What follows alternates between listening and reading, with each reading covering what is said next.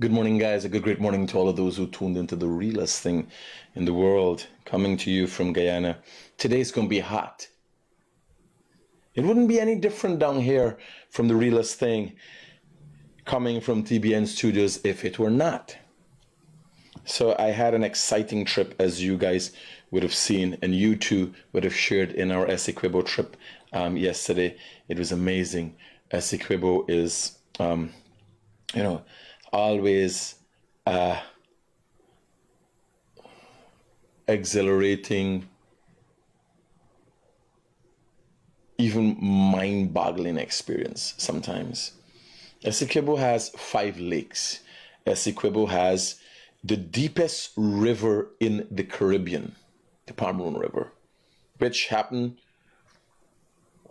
to break its banks and cause one of the major pump stations that are being built there to be halted right now. So Angela, good morning. Bibi, good morning. Rosa, good morning. Jason, Lynette, Peggy, Raymond, Vidya, Chetram, Sarju, Ranika, Sandy, Sumraj, Will, Ronnie, Cheryl, Urmila, Terrence Green, a great morning to you. Spotted Stripes, morning to you, sweetheart. Natasha, Turabine, Ronnie. I think I said Lynette already. Anne, Mark, Savi, Angela, Ravina, Shani, Nadira, Kesh, we're going on by how you coming so late. Chantel, Arlene, and again, like here, the phone just, people like, yo, we're going on. I don't know if it's because of the similarities between me and a jerk off.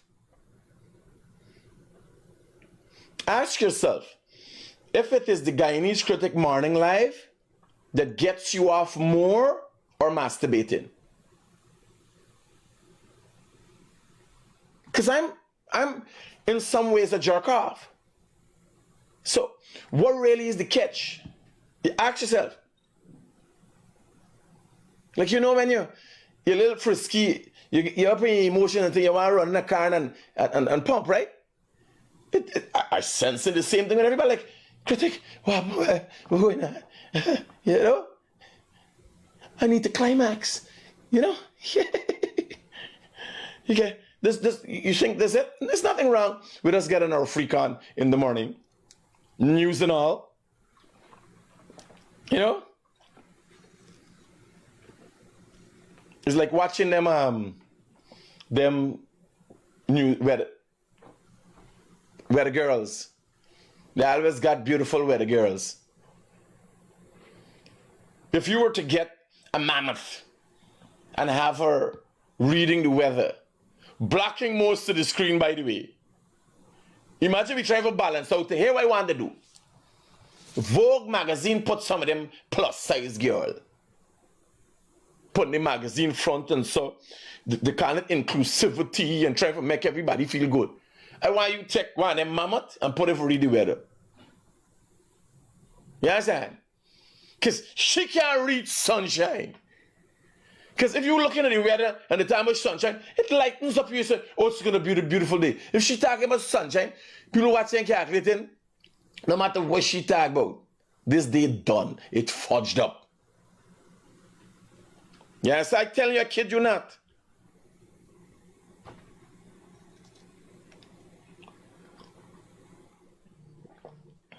Critic, how much was the trip, sir? I've never traveled to Essequibo, wish to. Now, Morgan, the trip to Essequibo could cost you from $30,000, I tell you, stay at hotel and everything, $40,000. To you, your girlfriend, and maybe a kid. How much people could hold in a room, right? So the trip to Essequibo could cost you from $40,000 to $200,000. Like me, it cost me to go $25,000 a boat, $35,000 for come back. Hotel about $50,000 for 2 days. I went partying one night. My friends took care of that, but if we were spending, we'd have spent maybe $200,000-$300,000. This is the night thing. So it could cost you from anywhere from $50,000 to $500,000. Depends on the weekend. It depends on what you want. You understand? If you're throwing to Spanish, there's another $30,000 because it's $15,000 for one. There's another $30,000. What you want? If you're going up there with your girl, you understand? And the two you gotta try. No, you got a difference. If you're going to do something and like you and your girl going up there, you got costs. You're using a little lubricant or whatever. There's a cost to that. If you know economics, spit. Hack too. You know what I'm saying? You save money. You just gotta be wise. You gotta be constructive. Wise up. You understand? The trip is dependent on what you want. You could go by Jacobin for a hotel room from $15,000 to $30,000, maybe varying there. Depends on the room, nice big suite with sofa and that kind of thing, that you get different positions and all them thing now.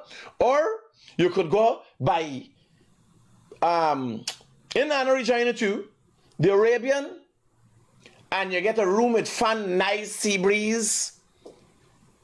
And heighten your vocabulary and tell her about how amazing the ocean is. This time, there's the difference between 15,000 and 9,000. You understand? There's the difference between spring in your bed and a regular sponge you're gonna hot your back. But you don't care. If you're in love, you got time with back hotting. You understand? Plus, when you're there in an AC room, if you're fat, is a problem. When you're there, the Arabian, you understand? If you're eating unhealthy and all them things now, and you're farting steady, the sea breeze, it got just dissipate in the place there. There's a all of that you got check. If you rolling with a big thing and she like eating and she farting steady, Arabian for she. You understand? Because Jacobin, you gotta get the elevator only carrying 10 people, and she's 6. Imagine somebody else walking, a catastrophe could happen. I jump in the elevator, so I set a man running the elevator the other day, and I said, let's see this limit that says 10. Yes, sir. But it's Chinese, Billy elevators is 10 Chinese. A Chinese is between 95 and 110 pounds, because Chinese ain't got body. Like Mickey Minaj is about 110 pounds, and Shabati is about 80 pounds. Them girl like them Spanish girl and so, the normal structure is one weight, and then you got this added weight. It's like you're walking but a haversack. This is a military thing. You got a big haversack for your back. Then you watch the front. Chinese ain't got front, Chinese got back. So average a Chinese got from 95 pounds to 110 pounds. You understand what I'm saying? I can't make up these things.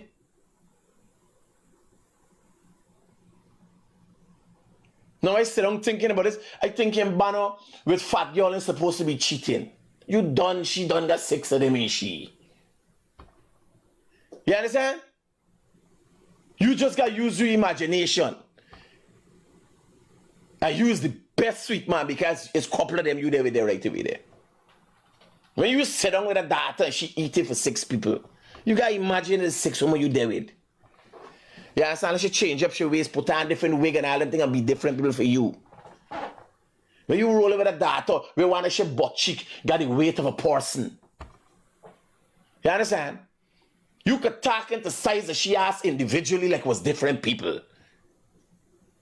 She multiple personality syndrome in her come from her brain. You understand? She body parts is different parts. It's different people.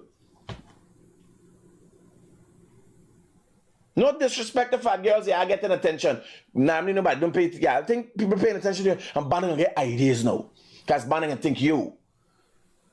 Critics say 1 girl is like 6 girls, you understand? Let me work with this. I can't make up these things. There's no hard feelings. You get the hard feelings about I talking about you. You just get hard feelings when you're putting the thing in your face, huh? You don't get hard feelings when you put the thing in your face. You know how hard feelings I get when I was watching. The guy is a fat man too. You understand? I was a fat man too. You know how hard feelings get when I gotta watch food and turn me eye? I gotta make a concerted effort for live a better, healthier life. You understand? You know, uncomfortable it would make me. Right there would make you up. She feels 4 miles she did. Was a train? Will we playing train? No.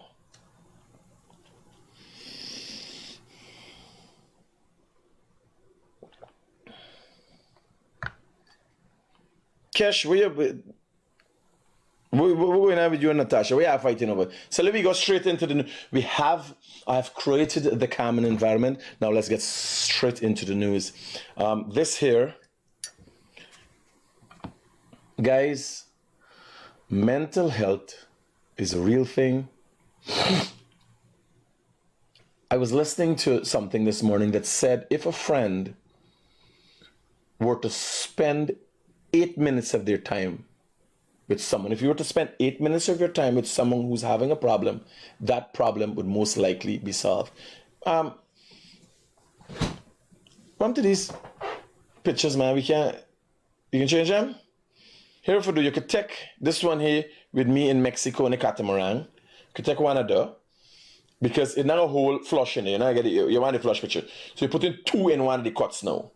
Right? You take them, put it in there, and things. So it's smaller, but it dang there, right? This is a video that I received last night. And it seems that it was recorded just after a young lady jumped over the seawall. I think at this time, the tide might have been high. Let's look at it and decipher what exactly is going.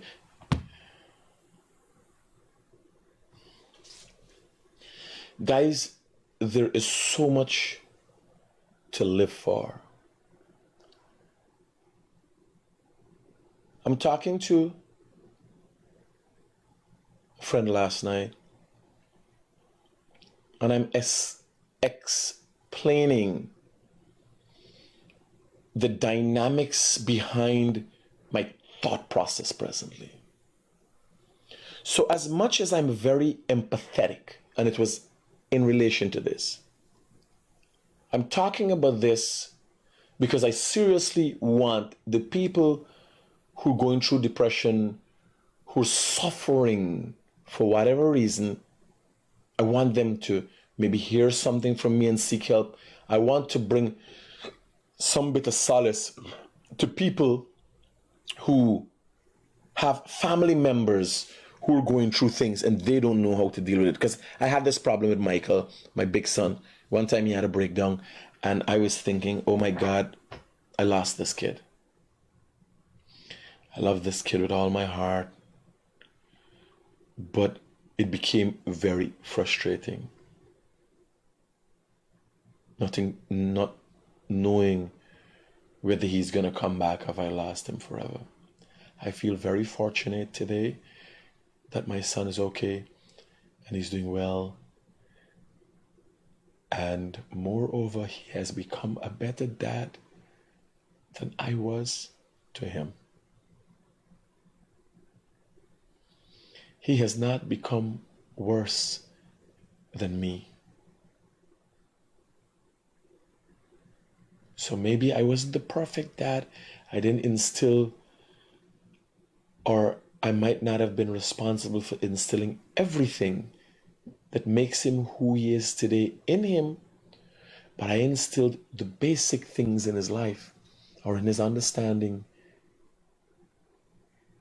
that caused him to come and be a better dad than I was. I'm proud of that. Now, when I'm reading these stories, I'm looking, so you're driving a car, someone is in the car, So you're fortunate that you're rolling in a car. You're fortunate. There are people who are catching public transportation,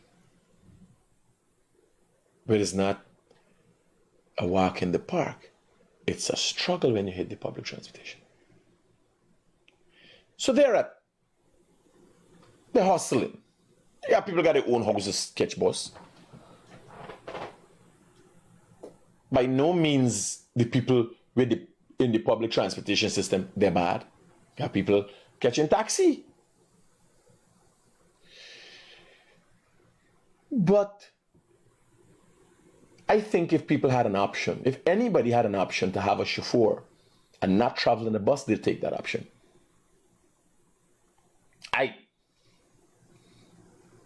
If I tell you this a car and a driver for move you wrong anytime you want, and you said no, you prefer for travel in public transportation, you got to be immediately listed as a lowlife and a hungry belly. If that's your option. Public transportation in Guyana. Like, I'd love to ride the train. I went to England and the train was amazing. I went to India, New Delhi, the rickshaw, taxis, and this is a regular thing. But public transportation in Guyana, if you tell me you prefer public transportation in Guyana, minibus, taxi is different. If you tell me you prefer a minibus, like a 48 bus, for traveling a 48 bus, specific bus though. If you prefer for traveling a 48 bus or one of them 47 bus, compared to having a driver, your own driver in your own vehicle, you low life and hungry belly. Simple as that. You mental. So I'm saying there are people in far worse circumstances than wherever this young lady was in when she jumped off of there. Because she come out of a car.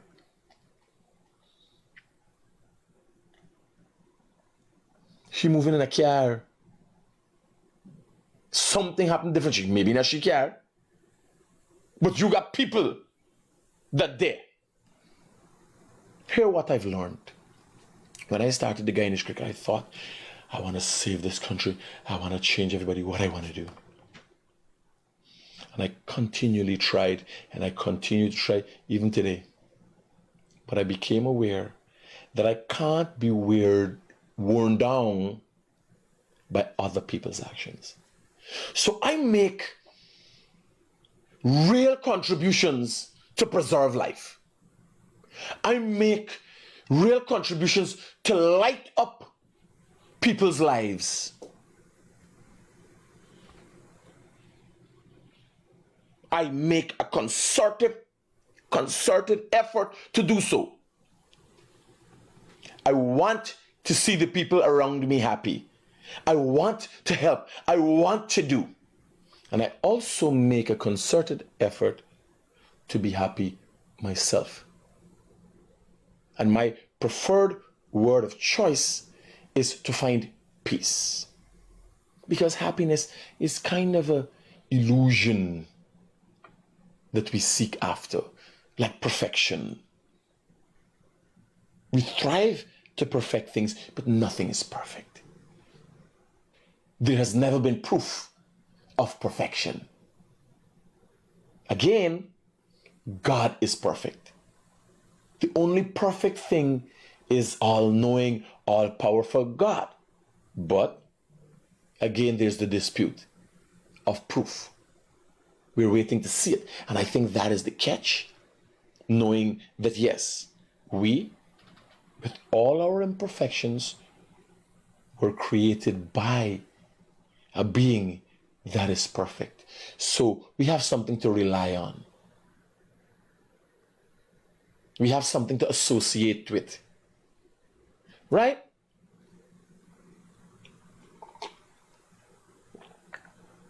So I'm looking at this video and I'm thinking, how sad. Again, the reason I'm telling you this is you can apply this in your life. I'm thinking how sad and unfortunate. I'm not feeling sad. I am thinking how sad and unfortunate this happened. Because you know why? I went to great lengths yesterday to preserve my life, to make better for the people around me, my kids, my grandkid, my friends, my mom. To now come have my spirit daunted by somebody who just decide to up and jump over there and want to put an end to their life, it's unfortunate. But that's all it is. I no longer am going to be going around having people creating atmospheres in their world that affects my world. And that happens when you attain equilibrium. So it is sad. But I no longer will feel sad for people who have made their decisions. The problem that falls squarely on my shoulders, all of our shoulders, is ensuring that we do not participate in a world that is pressuring others. That we do not participate in a world that creates a daunting feeling for others. That we do not participate in a world that oppresses others. Some days you can go out and just a smile would make somebody's day. You don't have to give much. If you were to just smile, you would have contributed just enough to make you a good human being. Not lend your friends money. Not go out of your way for anybody. Just to smile. It could be even for a stranger, because you don't know what that person is going through. And it is that concerted effort, even being highlighted to the fact that I'm not going to get into my feelings for what nobody has done. I've been able to control and contain or separate my emotions from my actions. When you reach that level, but still express empathy, while not being an empath or over empathetic, you know what a smile does. Because some people would think that a fake smile is not worth it. But if somebody comes natural and by emotions they're smiling, have they made more effort than the person who puts on a smile for you with the intention of changing your life? That person made a concerted, compared to the person, everything is like, which is more original? One that somebody pulls a smile out to give to you, although they got all of this going on in their life. Or somebody who just smiles. Is it worth anything? That's the question you gotta ask yourself. And normally in the normal realm of things, people are thinking, oh yeah, this is a fake smile.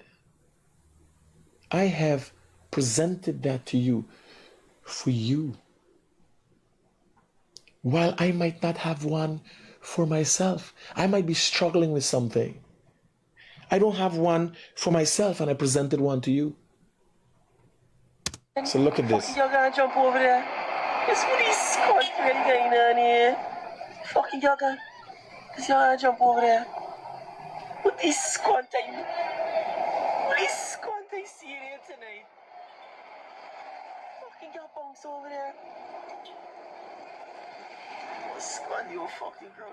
Y'all just fucking jump with the cat bounce over. Squad, she got me like these squad they really see me tonight, but what's really going on in this place? Yeah, this is serious. No, it's not serious. There's nothing. People are having Hello, good morning. Hi, Critic, good morning, sir. Yes, my brother. How can I be of assistance to you? Ken, I got a little complaint. I don't know if you are aware of part of the new hospital building in Diamond there by Great Diamond there, right? I'm fully well aware, yes. Okay, opposite they got a flat top. Okay, the government they recently do piece of the road through there, and they put a barrier. And a truck knock out the barrier, but then right about now the truck racing through the piece of road. I don't know if you can highlight it. That the people I don't know who could go well back the thing there, but it's very annoying.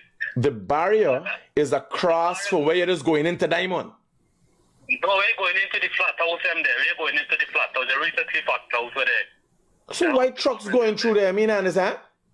Well, the truck is maybe can come through. There's the back of the scheme. The truck is come through from the front. Like got full road there, but like one and go for pass and knock out the whole barrier there. The top. And then by using as a shortcut now? Yes. All right, don't worry. We got a flat house through there. And when the truck passes, the sound of vibrating there. I'll get somebody to look into it right away. Don't worry. Yeah, my brother. Thanks. Have a good day. Yeah.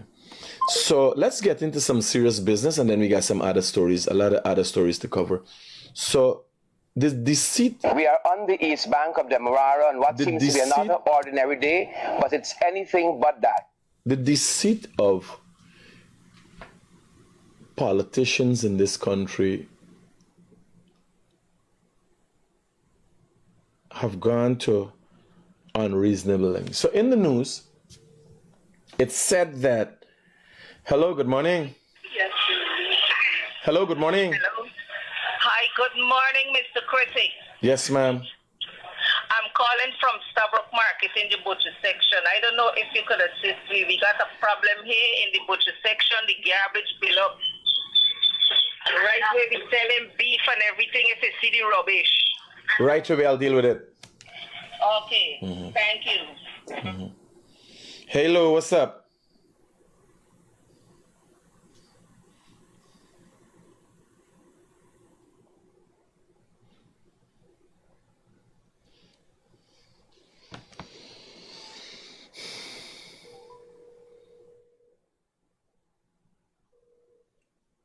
Hey, Starbrook Market by the butcher section, and people complaining about the rubbish building up there. You could do anything about it today? I know there's some butcher section and the rubbish building up there. Let me call him back right away and find out. Let me call him back. See.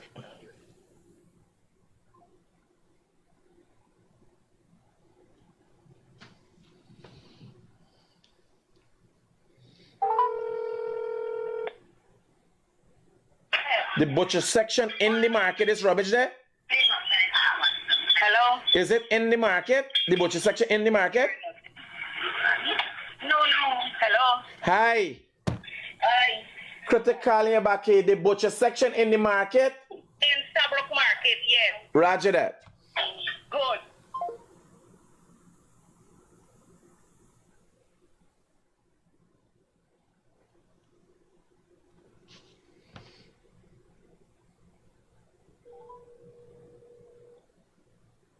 Yeah, it's in the market.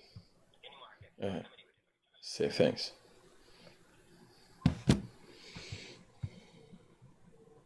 So, people would think that we got to be adversarial all the time. So, in a past time, I would be exposing these things and cussing people out and that kind of thing. And that's because I could not have gotten on to anybody. Now I could call somebody and have an issue addressed. Yesterday I was able to call NDIA. There had been flooding in Lowland, the Lowland area. Somehow they got flood in there. I was able to call somebody from NDIA and said, this is what's going on here. Have them go and look at it and address it. Because a lot of times, the authorities might not be aware. And it's when you go into a system, then you realize, like, you would expect the main city council to be aware of what's going on in the Stabrook market, but they got to be made aware by people who are in the system who are very complacent and incompetent. So it never filters to the top for a decision to be made. All right? So This person's trying to.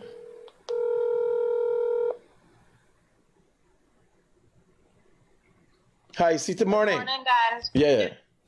I'm calling out of Grenada. From one of the islands that was ravaged by the hurricane.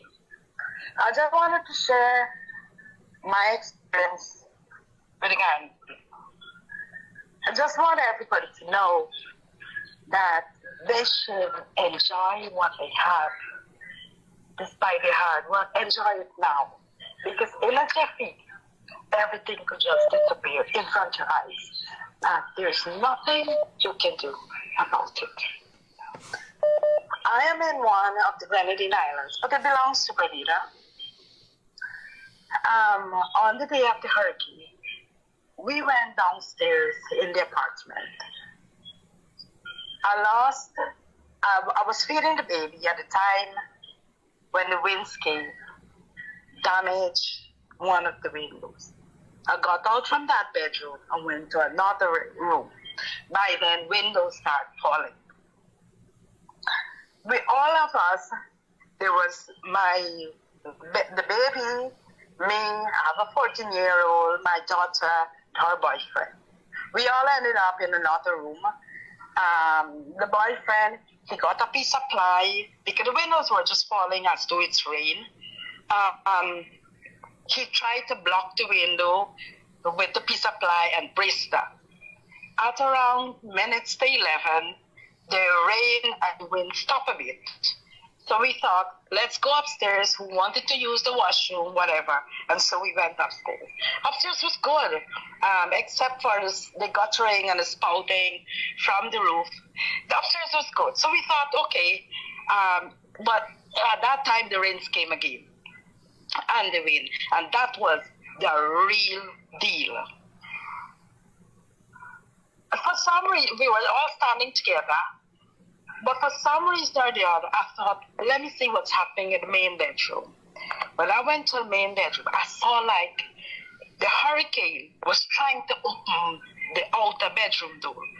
So see me trying to block this door and pull the bed to block the door. And then the boyfriend came and he says, no, move from there. He did help block the door. He says, move. And the minute I moved, my roof went. The galvanized and the ceiling went together. So we moved from the room. As soon as we moved, the inner bedroom door slammed shut and it went into pieces. It was just flying like kite. The iron board went flying. The iron went flying. So we're like, what next? You're feeling the vibration in the house. The whole house, and we're talking, it's a concrete structure. The whole house was vibrating.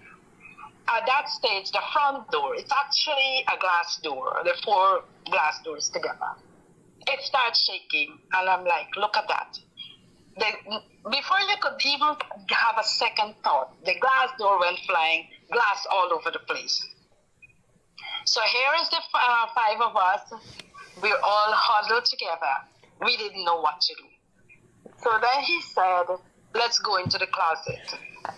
That bedroom had 2 closets. We went 2 plus 2 and the baby. We went in the closet.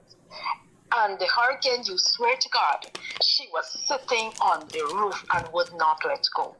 So everywhere the ceiling is joined, all you're having is water. You don't know the roof went. We stayed in the closet for about 3 hours, and maybe even more, because the last time I checked, it was minutes to 12. And 2 o'clock, 2:30, we were still in the closet. We were in water. We were barefoot. The 14-year-old, he sat down. I stood in that water. When the rains and the wind, even though the rains went, the wind was still howling.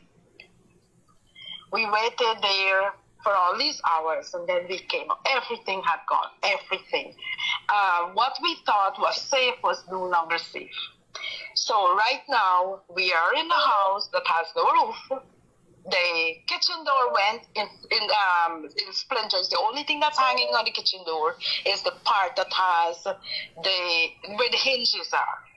The living room door, like I said, no doors. The bedroom, same thing. The downstairs, most of the windows have gone. And that's the situation right now. Please. As soon as it rains, you try to tidy up. We have no clothes. Please. We wash, the rain come again. We're sleeping by the neighbor. Right now I'm speaking to you, we are in our home without the roof. Do me a favor. Take out some random pictures do me a favor, take out some random pictures for me. Just flash it. You could flash it in the WhatsApp and send it for me. Is everybody okay? Of the island? No, not of the island, of your house. The story you just tell me there. Of my home. Now, Okay. hear what I'm saying. Will do. Hear what I'm saying. Is everybody okay? My family is okay. How is the baby? All of us have come down with the flu, including the baby. But except for that, and we expect flu, you expect a lot of waterborne disease because the water is the killer right now. And so, yes, everybody, we have health, we're living. Water is the most important thing to drink. Well, I can tell you, only yesterday I was speaking to... yesterday I was speaking to Uncle Kamal, and he is the owner of a company called Geico here in Guyana, and he's also head of the business, one of our business associations in this country, and they have filled boats, vessels with food items and water and everything else at the behest and request of the president, and help is coming to the islands. You got the photos? I sent photos to you? That's much appreciated, Critic. It's what the island needs. But sadly, today is the 9th day of the hurricane. Not one single government official has asked me how I'm doing. Not one single bottle of water has been offered to us by the disaster committee.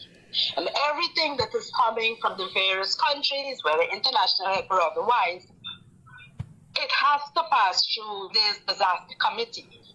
And everything has fixed inside, so it trickles down to who they want to give it to. 3 days after the hurricane, I met the minister on the road. Well, there's a number of things. I don't know what's going on as it relates to the politics in that country. And I cannot imagine how something like this is treated when everything is destroyed and infrastructure is out of whack and so on. But I'll be sharing some photos. You could look at my morning live and you'll see photos of the disaster relief efforts being done by Guyana. And you've had people thinking or saying, because they don't have the experience, they're saying, man, are we the ATM of the Caribbean and so on? But I must say, on behalf of myself and most right-thinking Guyanese, we're sorry about what happened. This is a natural disaster. Could not have been avoided, obviously. And we're just glad that you and your family are well. Send some pictures for me right away. I want to share it now. Okay, will do. Yeah. Well. So this is the disaster relief efforts that were on the way since last week. As I told you, Uncle Kamal, this is ton bags of items being loaded into vessels and are going to the islands, right? This is black bags, rubbish bags to get rid of things.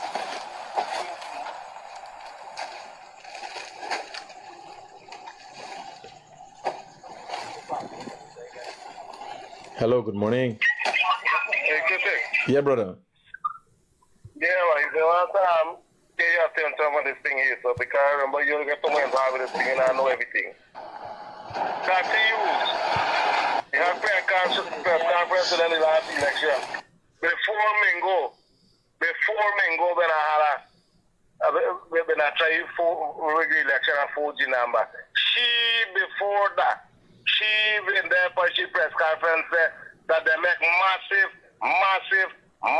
improvement in Region 4. Me don't know if you can get back that piece of paper. I'll look for it. Don't worry, I'll look for it. And that you understand? Yeah, safe. I'll look for it. I wish if I understood. Hello, good morning. I think you got the wrong number, bro. Wrong number? All right, good. So, show the thing.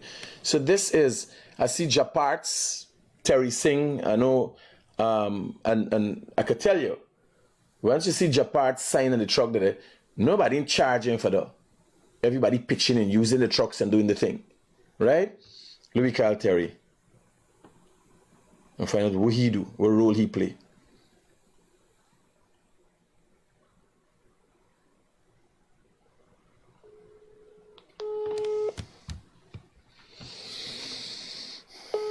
A lot of times we don't give respect to people. A lot of people don't looking for attention. A lot of people is helping this country and don't looking for attention. Morning. Terry, morning.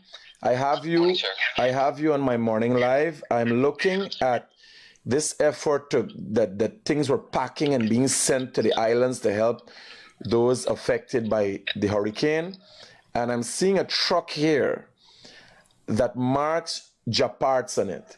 Now, I'm saying with a certain amount of confidence that I know that is not a hire. Am I correct?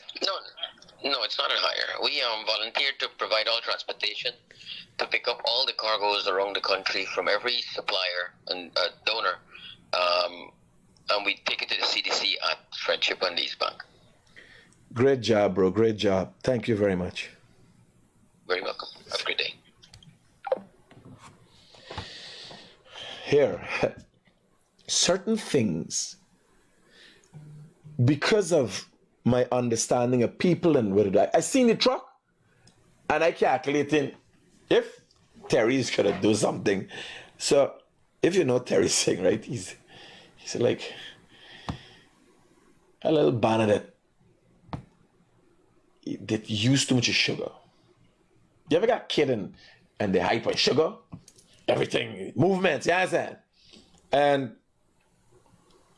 if I see that and I know he get an opportunity or Louis says somebody call him to do something, he gonna want for sugar. Here, I do this thing. Whether well, this is my opinion. But nonetheless, who else doing it? You ain't doing it. Who send trucks? No, not limited to. I could remember when Guy America, I'd been in Guy America yard and there was something, I can't remember, I think it was COVID, and Guy America had bags of stuff. Thousands of bags for share. Glenn Lal did too. So everybody play their part when the opportunity presents itself and the need presents itself, right? We good people for the most part. Hello, good morning. Hello, Mr. Critic. Yeah. Yes, man, morning. I want to do something for me. Uh-huh. I have a question that you could ask your viewers. And anytime anybody answers the question correctly, I got a Benji for them. You want to hear the question? What's a Benji? $100. Like $100 US? Yeah. Let me get it on. Let me get a question quick. Huh? Let me get a question. What was the question? Oh, the question is, how old will you be on your second birthday? Keep your $100, man. Save up your money. Keep your $100. Why? You confuse me. You know what's going. Here, that thing. You're a smart banana. No, but here no. That ain't worked. Seriously, that worked me. I know what's going on. I know what's the catch, but it ain't worth $100. Remember, I was a billionaire in debt, buddy. This is a scientific. It's not you. It's the viewers. No, partner. I just want the smartest man I know, big man. And if when you hit me, it hit me so bam. The viewers, but I put in the comment. Here, the man, how old will you be when you is 2 years on your second birthday? How old will you be on your second birthday? How old will you be on your second birthday. So your first birthday is 12 months after. Your viewers can answer that question. I can send the horn box to you. You give it to them. So is it 12 o'clock, 11:59 before the day, Do it time? or 12:01? No. It gotta be specific. Here why? No, man. Here why? No. Here why? Very You gotta be specific for get clarity. I am saying the first birthday is 12 months. The second birthday is 24 months. Would have passed. You was 2.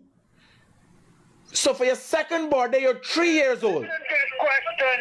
Listen to the question carefully. How old will you be on your second birthday? But let me take a call and see who got that. Let me take a call and get. Well, exactly. Do See. that. Yeah, quick. Hey, if you ain't calling for second birthday, thing leader, because you throwing me up next. I got serious thing to talk about. Hey. Oh shit. They even anything. Me. If Olan Dotish was a person. Hello, good morning. Here. So let me go back to this thing. We got serious thing for cover, buddy. How old would be his second birthday? What's the next thing I call me was the circumference of your BT hole and that kind of thing? How you could measure BT? Huh? 36 months old. 9 months to the womb and 2 years in the face of the earth. 36 months old. Oh shit, let me call you back for getting money. Safe. Hello, good morning. Good morning. 1 year old on your second birthday. Oh Jesus Christ. Don't let me call back the man now. This confusion. I thought I'll be agreeing with one. Hello, good morning. Morning, bro. Tell uncle for me, right? It's only one thing he's got birthday. Anything after this anniversary. Just tell you for me. Jesus. This man opened the floor. We got serious. Oh shit. We got serious. This confusion. Mass confusion in Guyana. Mass in Guyana. People going crazy. Uncle Colin giving $100.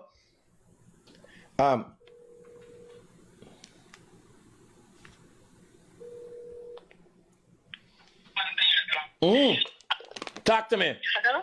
Hi, good morning. It's 2 years. 2 year old? I ain't know. I got call he back and find out. Okay. Me ain't know. It's mass confusion. Let me call my mother. My mother was calling me. Oh, Jesus Christ. Everybody get back for call now. Hello, good morning. Mr. Critic, how are you? I am okay. Tell Uncle on your second birthday you are 1 year old. Oh, okay. Hey. Because it's 12 months of birth, so you're 1 year old. Okay, thank you. Hello, good morning. Hi, Critic. Talk to me. The birthday I'm thinking gonna be 1 year. Okay. How old you are? Let me call you back, bye. Let me call you back. Well, I can't remember all the things we will say.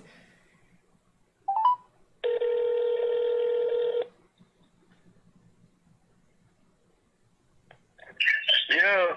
Is it 1 year old? Yes. So how we getting this $100? Well, the first person that gave you that answer, that is the person getting the $100. No, but how we getting it? That's what I want to know. Money to you. What? How they getting it?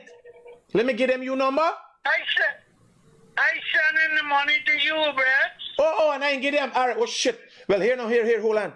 You remember the time of the call, so we. All right, don't worry, Rajo. You better send the money because I would post your phone number in a gay site and gotta set a little boys molesting you. Put it on there, man. Put the name and my phone number. All right. No. I'll call you. We gonna figure it out. Don't worry. The name. Don't worry. What's funny? It was interesting. In the midst of all things, 3 years old, 1 year old. No. Who called you? Who's the first one? Oh, Most of this was WhatsApp. Because if it's phone, it's gonna be recorded. Who? I miss David and Carl. So he called. Right? He called. Then David and try to call. We can get into David and Derlex, somebody called 2 times. Philip said 1 year old. Is who said, hello? Yeah. Good morning, sorry. I'm the first call. The call is 1 year old. I'm calling from Canada, okay? No. You talk to me just now? Yes. All right. Answer the call to Critics, right? Yeah, safe. All right. I mean, I get you there to him. My number is 647-996-732. No, I know your number. 730 Is that you? Canada, okay? All right, safe. I'm the... Nah. Me hear you before. We can figure it out, don't we? It's a woman. Oh, a woman. You got it? Roger. Well, we can play back device. It's a woman. But you remember they got it relay, so them hearing. Hello, good morning. Good morning. Yeah. Yeah, I think you should get a lady by check the last lady. It's the lady. Them by says a lady. Hey, them by says a lady. Hey, but here no. Look how Guyanese get motive. Hey, Guyanese is whore by. We is whore. We got accept we's real whore by. We is whore for money by. Yeah, but the lady call and give the right answer first, and then the guy call after and give the same answer. So Yeah. We can get it. Don't worry. Cause I would post up the one picture in your phone number in some gay site and got molesting your ass if he passed the money. Now that you get thing, you know, most of the people them. Hello, good morning. Hi, Mr. Critic. Is you give me the thing first? Yes, Mr. Critics, and I would like to donate the money to the some sort of help in Guyana. My name is Nadira and I'm calling from Toronto. I do not need the money. Right. If he wants to give you the money to donate it to someone, that would be nice. All right. Whatever we're doing, I'm going to do publicly so you could know that you contributed to that, Nadira. Yes, Mrs. Critics. I was the girl that called from Toronto. Cool, all right? cool. You have Roger. a blessed day and kindly donate that money to some sort of help to somewhere in Guyana. I'm not sure what you do, but just donate it, okay? All right, cool. Thank you. Yep. So in the midst of chaos, there comes, at least we got Yaza. This is, and I said today I can go, you know, just, but Uncle come with the $200. And, yeah, Philip. I Critics. Yeah. I'm the first person calling. I even look at Valided and say put 1 year there as well. No. There's in the comments. Are we here? Don't worry, we can check it. Remember, we hear in the audio. We can run back and make sure who make the first call. Don't worry.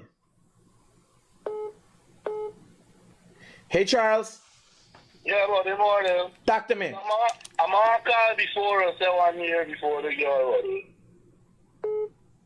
Oh, shit. All right. Somebody called before she said 1 year. Well, most of them people who call I got contacts. All right, safe, cool. Yeah, go there. So I'm showing you what's going on, right? This is a concerted effort, and Japarts is one of the companies, as you said, as Terry told us, put a lot of time in it. People. So when you're thinking government, like a lot of people donate things. So the government has a concerted effort, and it was at the behest of President Ali. So when you're thinking, they only taking you tax, they must take some taxpayers' money. The shipman giving discount, Terry fetching thing, Uncle Kamal whole day and whole night, Uncle Kamal telling me where he fetching, when he fetching, how he fetching. Let me call Uncle Kamal and get his perspective.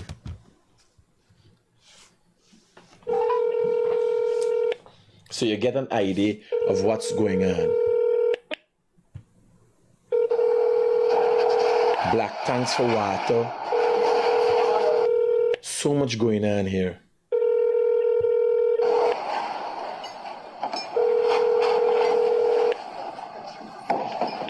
Your call party is not available. Your call will be forwarded. Uncle Kamal must be busy. But I know several vessels have been loaded and heading to the islands. Several vessels, black tank for water, lumber. The mast and wood all. Because remember the house broke up on island. And them island ain't got wood. So all the lumber where they get for rebuilding and stuff would have been things. So you got lumber yards, pitching in. You got ton sacks. This is ton bags. This is Mark Guyana. Ton bag with rice and flour and sugar. Right? So just for you guys to know that we ain't sitting on we tails and, things happening. And everybody pitching in. It's just that a lot of times we don't pay respect to the efforts made, and we get caught up in the politics and everything. So the dirty politics with the AFC, and how the AFC is a dangerous party. How the AFC and the people that play a part in the AFC is not good for Guyana. So when I used to work at Kaicho News in 2018, I worked at Kaicho News for a year. There was a young lady who used to work at Kaicho News that lived in Sarah Johanna. And after she left Kaicho News, I can't remember how long she worked there, maybe a few months. She was pregnant. She got her little family and thing going on. She got pregnant. And after leaving Kaicho News, she called me a day and said she's living in Sarah Johanna and people coming for break down the house. When I went to Sarah Johanna to investigate the matter, I realized these were squatters 2019 that were on land that an individual went and somehow bought or whatever done, attained transport, making it private property owned by. Private property in Sarah Johanna owned by. In the year 2019, the individual who owns the land where the squatters are, attained his transport document of ownership of property in 2019. At that time, I went and covered a story, and the process of clearing out the squatters were halted. Uncle Kamal? Morning, brother. How are you? Morning. I need a couple minutes of your time. I got you on my morning live, and I was just explaining to the viewers the concerted effort at the behest of President Ali that you're leading up. I call Terry Johnson because I see truck, I see the Japards thing, and I'm thinking highly likely I could say that Terry just pitching and providing the transportation, and he confirmed that. Tell me what's going on here, Uncle Kamal. I'm looking at the pictures, and you tell me that, where is it? Tell me what's going on, some of the people who played a role, and, the reason behind these efforts and so on. Good morning, Critic and your viewers. The private sector, along with the government of Guyana, an initiative that the government is leading through Civil Defense Commission, and the private sector was asked to join in as usual wherever there is disaster locally and within the region. The private sector collaborates very closely with government on those initiatives to bring relief effort to those affected communities and islands. In this case, a hurricane that hit St. Vincent and the Guyanese and Grenada, government of Guyana, after looking at all the damages that took place, took a decision to bring private sector Civil Defense Commission on board, and with a concerted and collective effort, we all came together and put together two vessels. We were able to actually do one aircraft. Government sent one aircraft on the following morning with some immediate relief, and together we also came together and put together two vessels. One vessel left last Sunday, and we have another vessel loading this morning and expected to leave tomorrow night. The vessel that left last Sunday left and gone to St. Vincent, and the one that is leaving tomorrow evening is going to Grenada. Both of those vessels leave with an excess of 400 to 500 tons of varying cargo, roofing materials, food stuff, dry goods, and other major stuff that's needed, generator, saw, chainsaw, etc. Now, the private sector collectively throughout the length and breadth of Guyana came together in massive support and outpouring support to bring all of those relief efforts and relief items together within as short as possible time. I must also say that our colleagues in Suriname also came in and pitched in and even sent stuff across the border to put in these vessels. So, it was not just an effort locally. We have seen people coming out from Suriname also in support of this initiative. Private sector will continue to work closely with government on these initiatives to make sure that whatever relief effort is needed, we put it together within as short as possible time so that it gets to those affected communities within those islands. Uncle Kamal, I think I could share the sentiment of Guyanese in thanking the Private Sector Commission. The government has a mandatory role to play in light of how we are becoming leaders in the Caribbean, and the president being the head of the Caribbean Secretariat, I think if I'm correct, now holding the position of head of the Caribbean Secretariat. So it is mandatory. I don't need reach, but the Private Sector Commission, people who invested the time and the energy in the business, have to be thanked when they decide to take from their hard earnings or their time. And you're a busy man working on the gas to shore and all them things. I want to thank you for the effort that you have made and the effort you continue to put into building not only this country, but now showing by extension of yourself and the government's work, showing how Guyanese can be caring and how we can, while trying to build a nation, still help build others. I want to thank you, Uncle Kamal. Thank you very much. All right. Good. All right. So, Uncle Kamal, heads up a company, and like yesterday, I called him, and when the excavator, when my crane, when the crane fall and Sean died, it was just really hard for me. And Uncle Kamal sent his barge.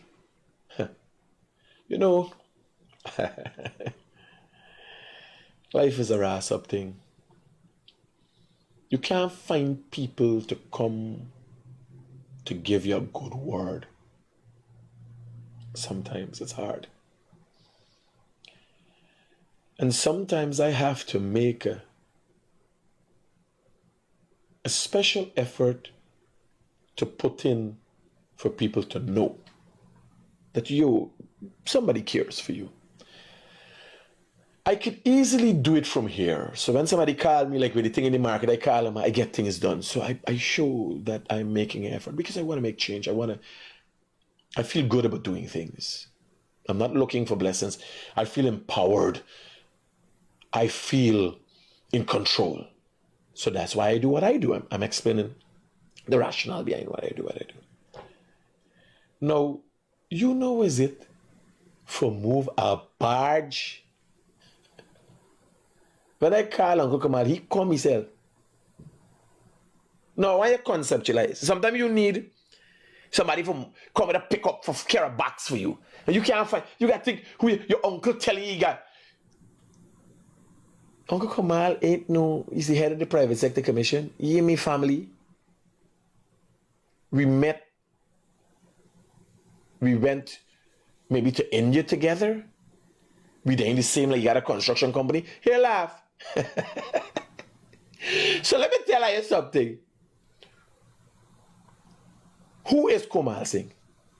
So he is the founder of a company named Geico. Right? They helping with the gas to shore, behind wheels there and all them things. He plays a huge role in that. Got major projects. Right? Now, when he would have first come into personal contact with me is when I literally thief 2 of his engineers, 2 of the high-level staff, because I watch it really explain. Remember me know the man personally. I just calculate, yes, I offer them more money, and they come with me. So imagine a man like that. Imagine the beginning of our relationship was me carrying away 2 main staff. 2 engineers, now 2. Not the engineers, I forget. Because the engineers come with workers. So some of we foreman them, so now was he workers. And it's good workers. So you can imagine my first general encounter with Uncle Kamal would have been a negative impact. As much as you got to watch, because you got to deal with shit. And he tell me he ain't last, not he didn't even replace the engineers. But nonetheless, they would have been playing a role of doing something. But it's a kind of a negative impact. For us to be where we are today, when me crane thing is Uncle Kamal sent a barge. Like, you know how much is it to move a barge with crane and everything?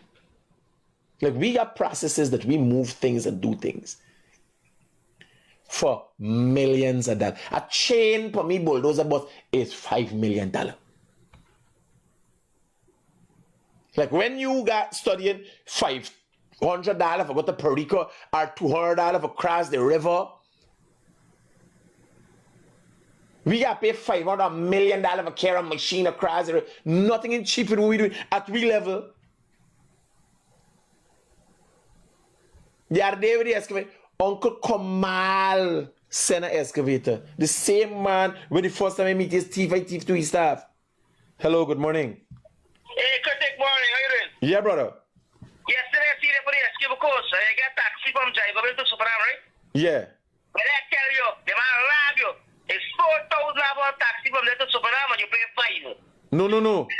I am fully well aware because when I asked him how much for one, he said, but remember, I talk the thing and I tell you, I feel you're gangster, right?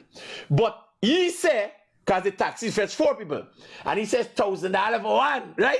That's right. So I knew and it was only 3. But remember, me and one nobody else's, so he says a higher. So yeah, but don't worry, we'll catch you next time.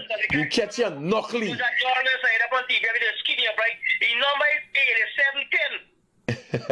Safe, buddy, safe.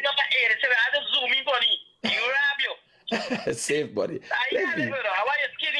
Lefty, man, don't beat up on him. He thought he must even conscious with the live. Safe, buddy, safe. Love, man. Yeah, so I'm telling you about Uncle Kamal.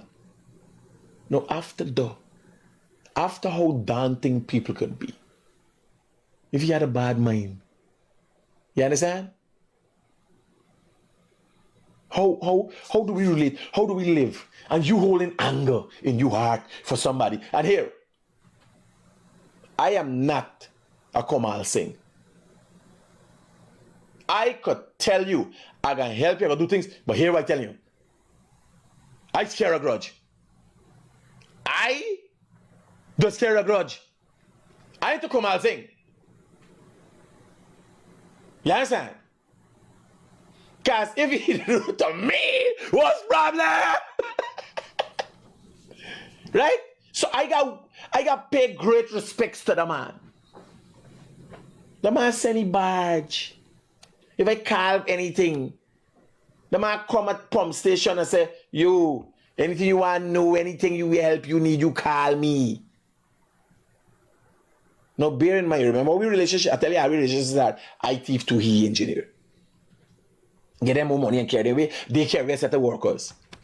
Most likely they're working on some project or something. He would have had to go and sat back himself.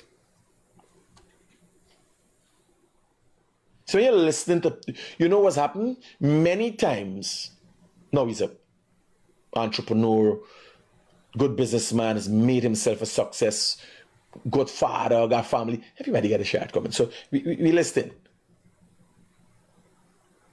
But in my personal experience, then I'm talking to a man who's head of the private sector commission and playing a role in helping and doing in addition to all the help he does. I had to call he because he didn't know. Yesterday driving around and I said, you know something? Uncle Kamal does always do for me. Why are you doing, why me doing for he? Or what can I do for him? So I call you, I said, Uncle Kamal, you know the hauler and trailer and the movement of this, because he thought when I call you for Barry Excavate, I get to rent a hauler. He doesn't know. The hauler is we own, and the operator, the hauler driver, is my big son. Michael is we hauler driver, or one of we hauler drivers. So for instance, now, what's a circumstance people could end up in? When you got a problem that you need fixed 12 o'clock at night, remember, because of the fact that the hauler operator is my son, I could wake up he and say, son, we need to do this for Uncle Kamal now. You can't call the woman with the hauler service. If you ain't got a thing, you can't call a worker for tell you, man, come in now. Well, you got some relationship with workers. But not everybody could do that. So I have to call and tell Uncle Kamal, you know, we got the hall and them things. You could call anytime and we got you. Because I asked, what could do? He come with the crane, anything, he always there for help. He send the excavator the other day for help me with me excavator. And this way I asked him what you could do for somebody. And you got people in life that just always want. And then the man send the crane. The crane walk, the Bellevue walk come after the crane accident. He help me. You don't help me. Me don't thief your worker, you come, you help me. He stop a day by Bellevue, he said, listen to me, do this, do that. Put your coffer down way back here. Set up this, make sure this thing compact. Do this and that. Still always willing to help. How you could pay for the buy? Like Terry, I buy me trailer, we buy from Terry. Terry take land for, you believe it's easy? Terry get some cost for the trailer. Terry, the broke, everybody get cost.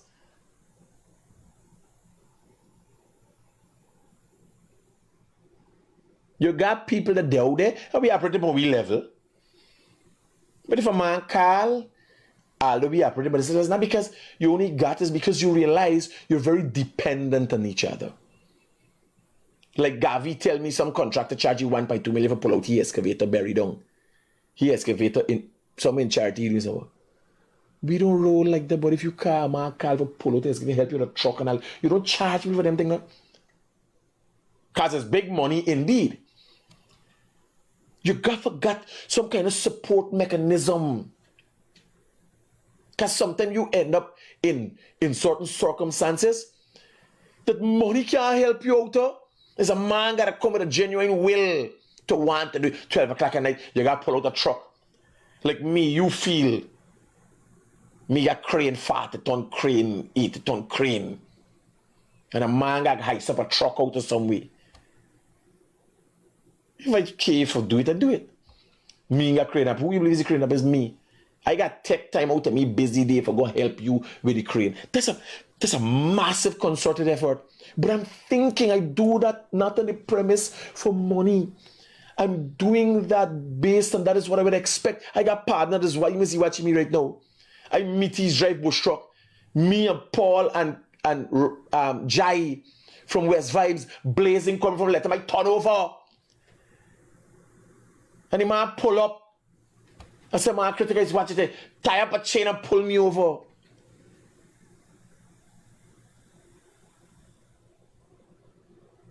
Certain things, like, it's not about money, buddy. It makes you feel so empowered. Let me deal with these low lives and these hungry bellies. So I'm telling you all this story. Since 1999 about the story. 2019, this man get transport fee place. Here was Sarah Duncan, knowing the truth of the story, is going to tell people. Lives are being destroyed here, livelihoods uprooted, homes demolished. All compliments of the People's Progressive Party. All compliments, these men are dangerous. squatters, not on government land, private land, that a hold of a transport since 2019 documented.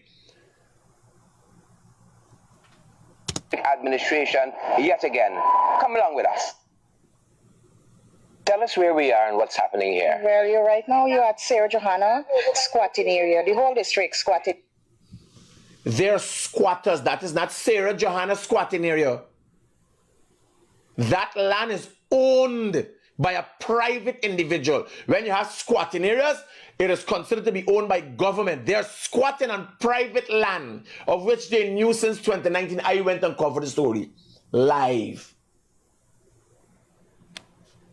Area, Royston Avenue, they usually bus people, them call it. Yeah. All these people, most of them. Let me show you what's going on. You got the rest of videos. Oh shit. You got me. Oh, these are the videos here. So let me get some of these videos and see. Where this party, why this party got fit when they're in court fighting? Alright, you got to contact your life. Yeah, sorry. No, this here. Yeah, sorry. That there. And that gentleman there. They're marshals from the court.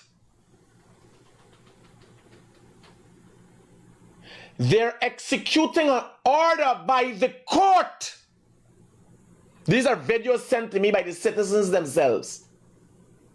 Now, what happened in Guyana? The government display a apartheid game. I can tell you. Jag, you always trying to solve everybody problem how we can solve. That is illegal. Too many times the parties squat ahead. GPL, when they go for quota, the people them light. At wrong turn, the people have, oh, we wire, and y'all know how this works. They should have been locked up. Electricity theft is followed by charges, prosecution. But the apartheid method of the PPP coming back for haunt them.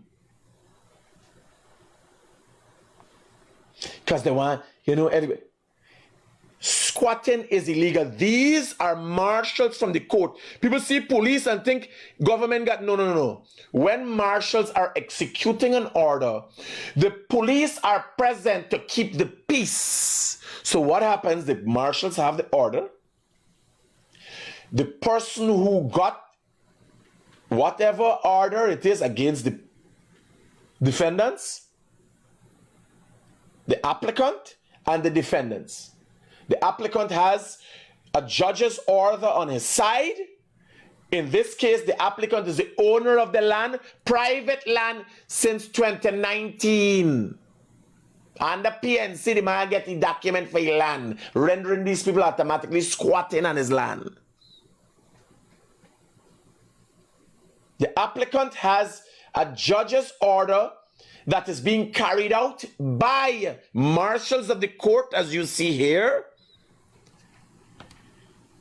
To carry out the order, he has to break, dismantle, remove houses that is on his property. So he hires people to do that. The marshals are representatives of the court and carrying out an order of the judge. The police are there only in the capacity to keep the peace. In the event somebody goes against the judge's order to clear the land, the police's job is to arrest and remove them.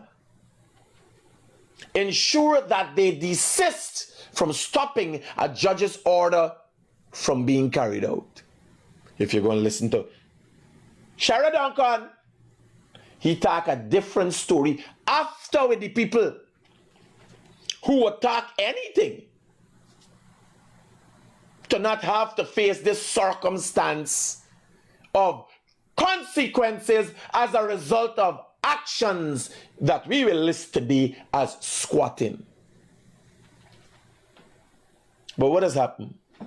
You sleep on the hillfoot, when they're burning up road and so. Who do you believe intervene? And the man ain't get for go. The man got a court order. A guy named Lawrence has his court order.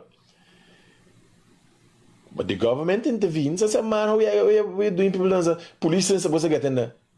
This time it is law. The PPP part-head approach and playing with people and you are a squatter. It is illegal. Let the system work. But this is what they end up with. Look at this. Bear in mind, the marshals. Where this party? Why this party got people when they in court fighting? Alright, you got to contact your life.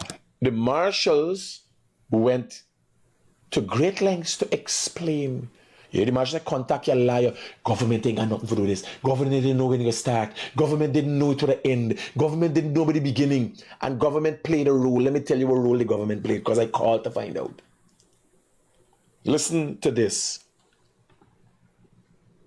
Government still played its role in the fact that its people, Guyanese people, are being affected. Listen to government's rule. The land is owned by Rafiq Khan, right? And he acquired this in 2019. So me no under what circumstances he buy and so, but under the PNC get this land. It would be sad that it was government land. It would be sad that the PNC gave one private man this land. No, for the PPP to be blamed for these squatters.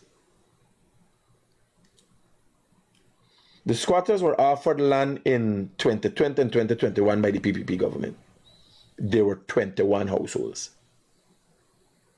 Not the man, the government can't get them the man land, but they offer them land.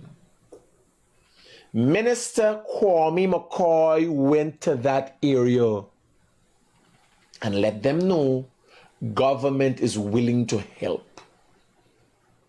Because government promised that. What have they done since being offered the ability to get their own land? Many of the squatters refused to pay for their land, and a few that did were delinquent in following through. So they want to live how they did. That is their choosing. Watch this.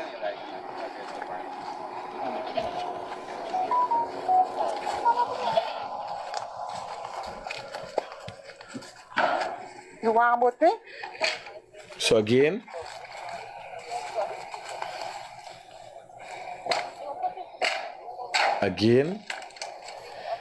what are the conditions where they living under?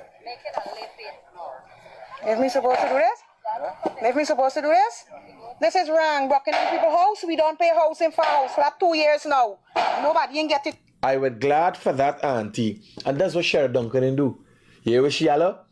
Not for them saying the same thing, you know. But I would appreciate if they showed the documentation. Did you watch out Sarah Duncan video? Must watch it for me and see if at any point in time anybody produced any documents. Because the information received is that they were delinquent. They never made any effort for pay any land from housing. But housing went in and offered them 21 households. Yet.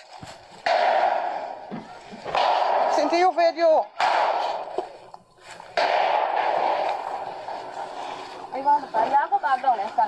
Look at the circumstances under which they live in. The place is not developed. This is near Trump.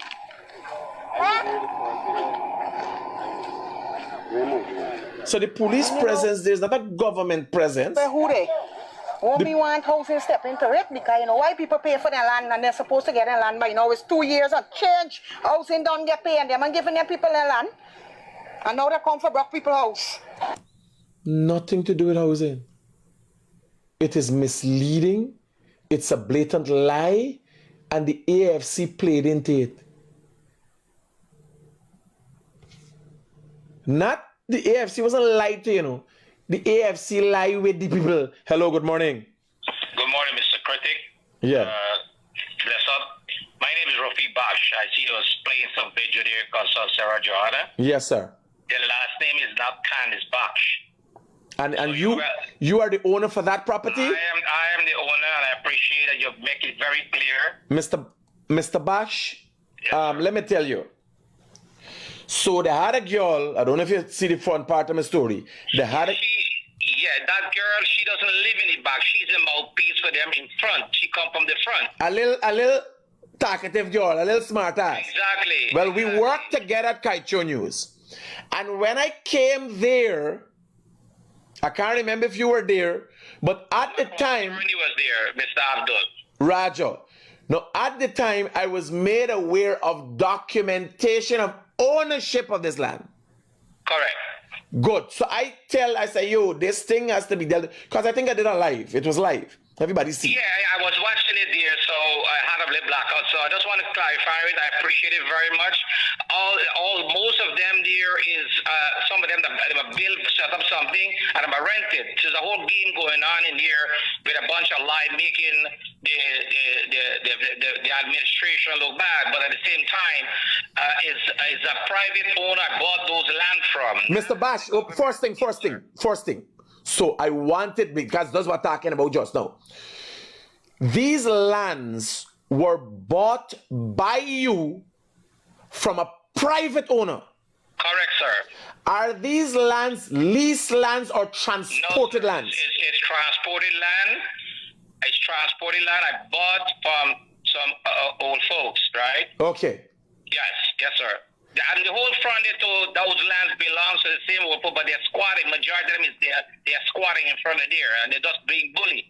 I give them a lot of charges. Yes, to make it clear that the government did ask me to give them some time, more than 3 months. Mr. Nandalal had asked us, and we give them the time and time. But Mr. Bax, yes, sir. Mr. Bax, you know, and that is why I have issues with this government. You know that should not have been.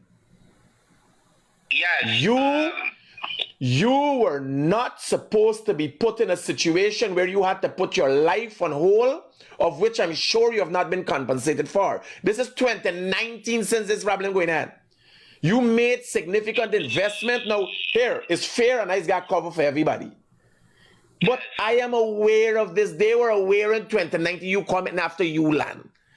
You got transport for you land. You buy your land, you go through the process, you get your land. Obviously, you want to do something, you want to develop your land. Correct. They made no effort. Correct. How many years after to move, do anything, develop themselves? And the government, I talk about this, the government reached out to you and asked you for holding. For them, today, for them to come and lie in the government, for the AFC come and make it out like it's PPP doing something there. Yes, and that's the thing I kind of, saying, I try my best to be at neutral and, in the middle to making everything happen, smoothly. But I have more of them to get removed there. It's about 15 of them more in the process to get removed there. And we serve them the same day, we serve some of them the same day to get removed. And it says over 60-acre land there above, so to develop. And we can't even go in the land there. They're trying to, prevent us and threaten us, you know what I'm saying? But I thank God that everything went smoothly on Friday, and we could continue to do the transition. So we're making it clear to them that we want them out. They have to move. I understand what you're saying, sir. It's just that it's unfortunate that this has been politicized. Now, you are hearing this land is owned, it's a private land, by this individual who's on the phone, Mr. Rafiq Bash. No. Yeah, we already have 3,500 16 pressure lines down running in there more than 3 years now. And they damage it up. That's for fresh water. GPL we have already paid GPL since 2019 to carry high voltage current in there already. And all is being holding back, you understand? They got Samaru who's planting on the Milwaukee and the Coca Dam. Every time you go in inside the day, we can't go in inside. He pull it cut last and we. You understand? We bring it to the dinner, but he doesn't listen. So the whole dam that you can't even drive in because they're squatting on the reserve dam there. You can't even drive in there properly. When they go, they said that they're blocking us for going to do our work. So that's the next issue Mr. we have to Bach, deal with there. Yes, sir.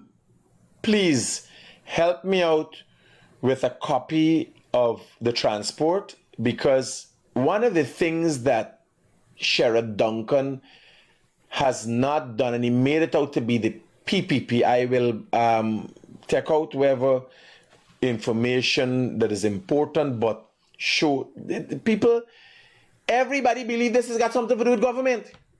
No, it does not. The AFC people went down there, and I'm telling people, continuously telling people how these people bad for this country. They're not good for this. How can they make a private thing? They should have, because they doesn't know me personally. You know what I'm saying? I mean, they doesn't know me personally, so he shouldn't go down that road. You understand? Without even call us to verify the evidences. You understand? We went to the state, give hampers, reach out to them, trying to work with them, but they refused. They just both stand up against me and my workers, them, and everybody who was there. So it's not like, you know what I'm saying, we didn't try, you know. I'm sincerely part of And again, Islam is to help the poor, but at the same time, our project has to go on. Mr. Bash, yes, sir. again, for clarity, you did not go whimsically, fancifully, and pick up with people and broke up people's house. You went through a lengthy court process where an order was given to have squatters removed from your transported land. Correct. Roger that, Chief. Okay, thank you, sir. Have a blessed day, sir. Thank you for bringing clarity. No, you hear what I'm telling you? Listen to this. No. Listen to this. You hear the man call Batilan? Listen to this lying, deceitful. We are on the east bank of the Marara, and what seems to be another ordinary day, but it's anything but that. Lives are being destroyed here, livelihoods uprooted, homes demolished, all compliments of the People's Progressive Party civic administration yet again. How can you trust these people? Mr. Rafiq Bash was just on the phone and explained in detail. He wholly and solely, not only upon his own, but at the behest of a court order, or the court at the behest of his request to follow through with a judicious process, got an order. A private man get an order for clearing land of squatters. Hear this, man, boy. Lives are being destroyed here, livelihoods uprooted, homes demolished, all compliments of the People's Progressive Party civic. How can you trust these people? Now, where did he find out who owns this property? How can you trust a Sheriff Duncan? And people continue to listen to this banner. And he's not even trusted in his own party. Hello, good morning. Morning, Champ. I was up there Sunday, spoke to several of the residents, and I have their interviews online. I'll share it to your WhatsApp. There was one of the ladies that said she had already paid for her house since 2020, and she knew that this was coming. So you mean to tell me that Mr. Bash only tells she about being on this land? Because they had several of the squatters who claimed they never get served, Cordell, and all this other Cordell, stuff, which is completely not true. Cordell, the first time I was made aware of the squatters on the private land at Sarah Johanna, I was there while Mr. Bash was once again trying to execute or get rid of these people from the land. That is why I went there, not for anything else. They were all aware at the time. They all spoke to me and agreed they were squatters, they were in a bad place, and they needed help. It so happened that it was in 2019 when this government came in. They reached out to them through Minister Kwame McCoy, and efforts were made to get allocations of house lots for them. 21 households to be exact. So Right. they were always, for years now, fully well aware of the processes, fully well offered solutions. Yeah. So it's unfortunate that my problem is not them people. Guyanese, like it comes in the nature, second nature for life. And human beings for survival purposes, there's a mechanism. Right? Right. Right. Never say when they're done they in there with the squatting, women lying that they ain't screwing, and we ain't lying that we ain't screwing. You understand? Yeah. So it's a human thing. When you're back against the wall, you lie. That's what they do. Me problem is the people like this farce here. This wrong face. I don't know what for somebody's banner. The boys are crash, Critic. The boys are crash. Gotta call it. Here this thing called. I can't help myself with this. Here it is. We are on the east bank of the Marara on what seems to be another ordinary day, but it's anything but that. Lives are being destroyed here, livelihoods uprooted, homes demolished, all compliments of the People's Progressive Party Civic Administration yet again. Compliments. Hear this, boy. What is this? Here now, PPP and own the land. Here laugh. You hear the man say, Mr. Bash say, that squatters there also on the reserve. That's right. Government thing. Government never made no move, and Mr. Bash can't make no move. His government gotta make the move. Mr. Bash trying to clear people from he land. Exactly. You understand? Yeah. But I'm saying this is as a result of government part-head approach. Me in a day in that partner. You got to go. You got to, think. See with them. Let me see what we could do for them. You don't know something illegally doing? But Critic, outside of the squatting, when you walking in there, if you see the lines that they got running, stealing electricity, that is a bigger hazard to those little children that they got in there. They claim the police rough them up and think, if one of them little children get electrocuted, I got all of that on video and I showed people yesterday. These people need to do things better. If you got the land, rent until you could get your land. Now they are going to put persons who in the process to get the house lot push back because the government got to give them house lot. No, get out of there. Let it try there. Listen to me. Information received is that a lot of them did not follow up, did not pay. Oh. Now the lady will holler, she got house lot 2 years now. Let her produce the receipt and the document. I going to get house lot right away now. Housing will have to give her immediately. I would walk down there myself. You get down to them and tell them bring any one of them. A man called me yesterday and tell me Critic 2 years now he's pay for your house lot. All them singing the same tune. I want to see document, and here is not to say people that is not a circumstance. Right? That some people have paid, they got some people behind Turkey and so on, that have paid and have been waiting for quite some time now. Right? That is a matter of fact. So it's not to say it doesn't happen. But I know that is Sarah Johanna. Let them show me, anybody could show me that they pay for house lot. I will go myself and ensure that within this week, they have the house lots to be able to move on to. Well, some of them they bluffing me because I got about 3-4 of them tell me they don't pay. And let them show your document. All they got to show your receipt, partner. Nah, let me see no receipt. Nobody bring out no receipt. They are lying. At least not to me. Safe. I just wanted to let you know that, these people, they got to do the right thing. They got to go the right way. Carry on, champ. Roger that. So, on the lighter side of things, just to infuse, this was the scene yesterday taken out by a driver where the police took time and effort. It's not an overwhelming thing. The police job is to serve and protect. But it's nice to look at this and know that they have not forgotten their purpose, right? So just on the lighter side of things.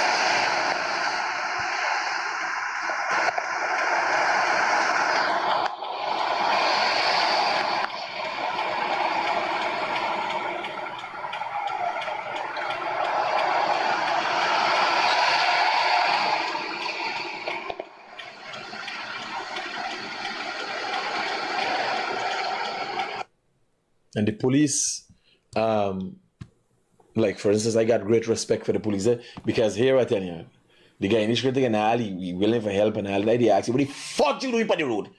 Who you doing for the road, big man? Where you going? So respect to the police. Hello, good morning. Hi, morning critics. Yeah, buddy. Hi, these people with these house lads at Sarah Johanna. The squatters at Sarah Johanna. Yes, I pay a while for my house lad, and the housing have a process, so we have to wait. We can't pay today and get it tomorrow. The housing have a process. If you pay, you have to wait. It's not that you pay today and people are wrong if you house. People have to develop the housing scheme. People have to put GPL pool. They got to put water. So people need to understand this thing. But the APNU supporter and the Cheryl Duncan, all them don't understand these things. No. They're fully well aware of it because you know why? As of today's date, Guyanese have received 33,000 house lots. And that is under 5 years.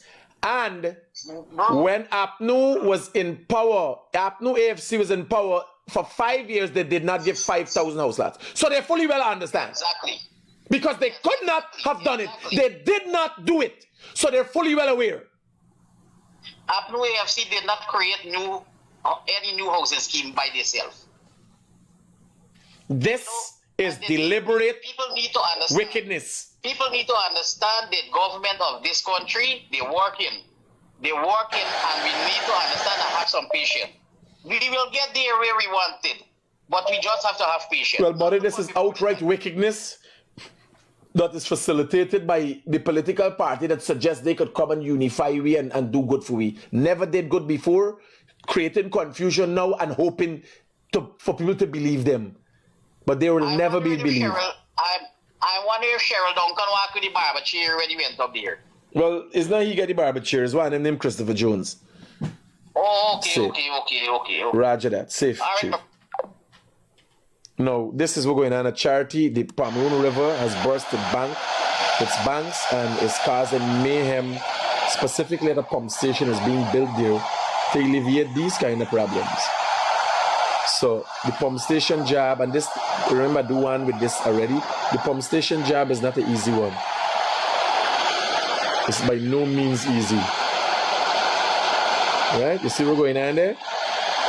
Creating real discomfort for the people of Charity. Right? The Pomeroon River. What else? So the young lady that was found dead.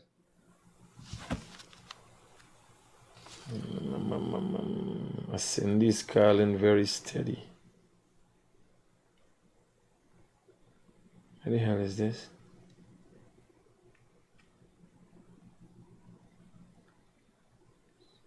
Call back.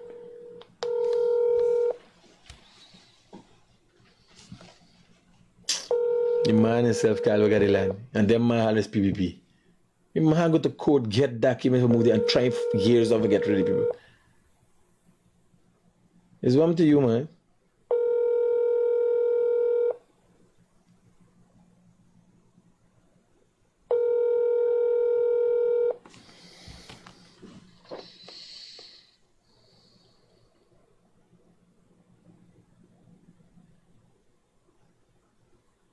Somebody saying Sher Duncan is a bald head afterboard.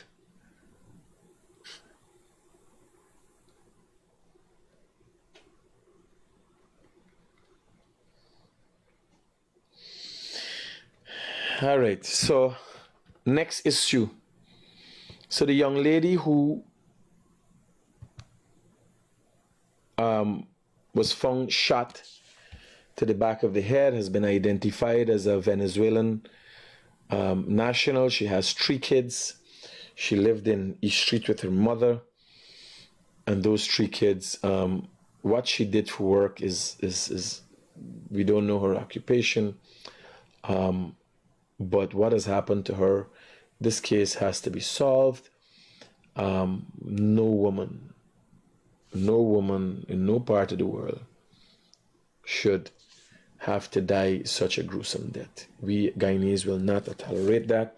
The police already have somebody they're looking at as a suspect in custody. They had a spent shell. So we're hoping to hear from them very soon. And although this young lady would have come from Venezuela and she's an immigrant, she deserves the rights to be protected and all the rights offered every human being in Guyana once you're within the ambits of the law. Hi, morning, Taboo. Hi, GC, morning. What's up? I know it's been a while. How are you doing? I'm okay. What's up? What's going on with you guys? Nothing much. Really cool. Watching you all the time. I can shout you when I come off my live. Oh, you did live? Uh-huh. Okay, then good. Bye. Let me call my mom and see how she's doing. She was calling me, I know. We're going now with she.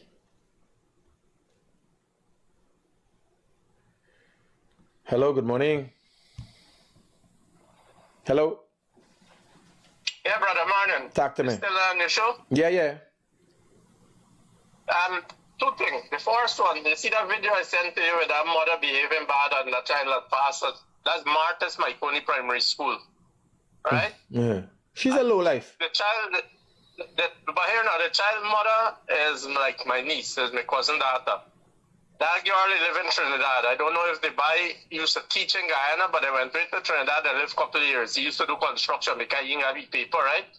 So they saying the father, because he was a teacher, I don't even think he teaching now, get the paper, and that's how the child, that's what they're claiming the child cheat. But she tried to scramble the child there, understand, and she threatens that she will knock down the child. But now the police are asking the grandmother make a report. I think the police wanted the mother and the grandmother forget her phone, but she for delete the thing and asking them to delete it.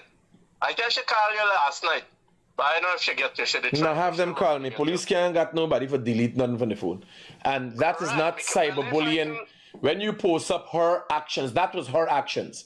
It's not you posting up a picture of somebody posing and then you writing bad things about them. We saw her actions. She's a low-life mother. We saw her actions. We posted it.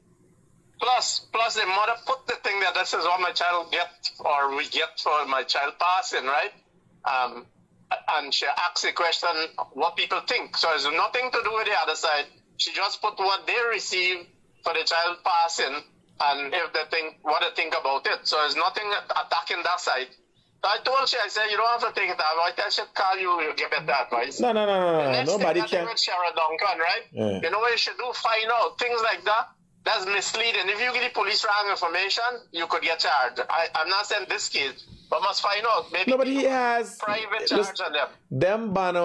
Them banner, like it's become a norm for them. You can't trust them. No, you hear. No, I didn't call this man. I don't know Mr. Rafiq Bash. But the man called you here for yourself. Yeah. Because the world is watching. By the time I come and some people like, bam, bam, bam, bam, bam. Let me get this shit started out. The man going through the process, the judge, marshals, police have to follow up. Nothing to do with government. Government went in when they came into power with the intent on rendering what assistance they could have. And they did so. Hear this one now. Bank of Demerara. Listen to this. Seems to be another ordinary day. We are on the east bank of Demerara on what seems to be another ordinary day, but it's anything but that. Lives are being destroyed here, livelihoods uprooted, homes demolished. All compliments of the People's Progressive Party Civic Administration yet again. How you could trust these people? You know when Bharat says something at Babujan, if the people start do something like what the FC does do, PNC. They got done with them, whatever. I forget the exact wording, but Christopher Rand take it to court a private thing. Right? Yeah. Charge and carry to court. Remember the story? Maybe something like that could be done with Sarah Duncan for this thing, hey. Bro, hey, what telling you? These banners are becoming more and more relevant. But just got a couple to highlight it because serious people are looking and say, oh God, what happened to these people? Why the government doing the government has nothing to do with it. We talk, bro. Nothing. Yeah, bro. So this is the scene yesterday as the bodies were being brought in of the two young men that lost their lives after they went swimming, and that would be maybe Sunday afternoon, because yesterday I went there to cover the story. I don't know if the family was traumatized or whatever, but they're making themselves an ass. I tell them, me ain't got time for shit. The more time me talk to somebody tell me that, I say here, me ain't got time for them shoving this up. I come for serious business. And when I went for the Seawalls, the next girl talk before you do the video, and next girl saying, oh, this boy went swimming with it. I said, the boy said no, and everybody joking, and people missing. But it's like a little poor people village, right? So everybody's of a certain level, mentality wise. You understand? The back of unity. And they think things like this. I went there to see how I could render assistance and get help. Me got time with news story past the stage in life, man. We get excited about a news story. Only yesterday I calculated you, I got come out back and go news stories, and then I calculated you, I got even make more effort for deal with the nonsense, because I can't deal with it no more. Long time I listen and I just glad for the story and the likes and the live and everybody talking about it. But I doing serious business. If you call me for do something, I want to get something done. So this was the scene.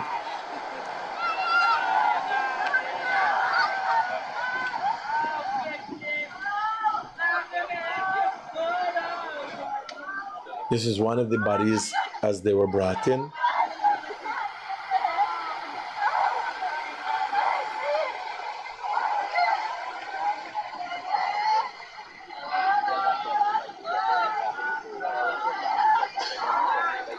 And this happened literally 5 minutes after I left. This video was taken because I was standing right there up on the Iraqi thing, showing the thing. But the video they cut in half, and so this happens 5 minutes after they go. A boat was going. The boat I show going out, the boat went and get them and find them. Quick, they pick them up. Sad. Really sad. Condolences to the family. Very, very unfortunate. So lots of issues this morning. There's another video of the thing. So this looked like another one, because one, there was a red pants. So it's two different bodies, both of them found.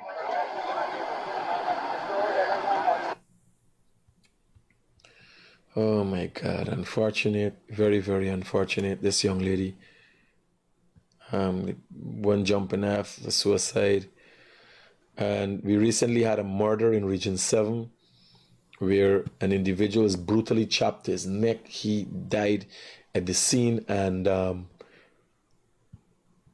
this is the individual who did it. He said to be a Venezuelan who is now in custody. So justice is going to be served, whatever that looks like there. This is one of the scenes from the squatting area, whereas again, marshals of the court are making the people fully well aware of what's going on. They knew government ain't gonna do this. They were fully well aware of what's going on. The police presence is not at the behest of the government, is at the behest of marshals of the court, that there's a relationship. The police has to do their job to keep the peace. No, the one we go there and left the stuff. We can't left we stuff here for people to eat it. We can't left we thing up on the ground like this for people to eat it. Look at this. Next you know that pick it up and go on with it.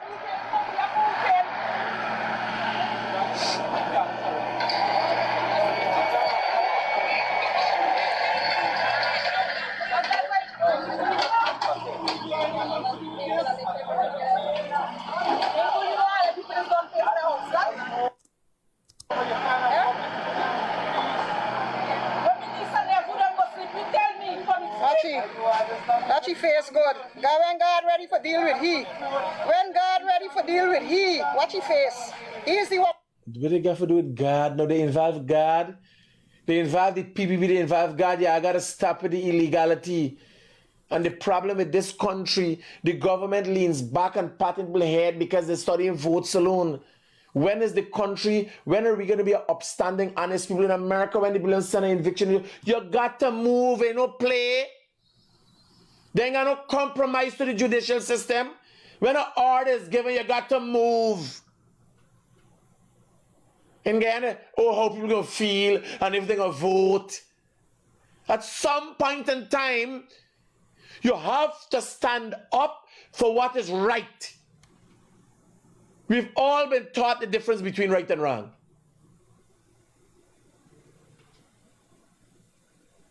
Hello, good morning. Yeah, morning. Yeah, brother. It's Mr. Ramkawan. Is who? Jetsons. Hey, bro, what's going on? Supposed to meet. Let me call you. Okay. You want me to link up this morning? I'm at the office. I'm coming over by you. Safe, bro. Alright. Yeah. Hello, good morning. Good morning.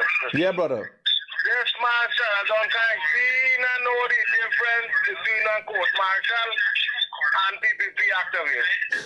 He not fit for be a leader. All right, I hear you, brother. Because he know the difference between an court martial. All right, brother.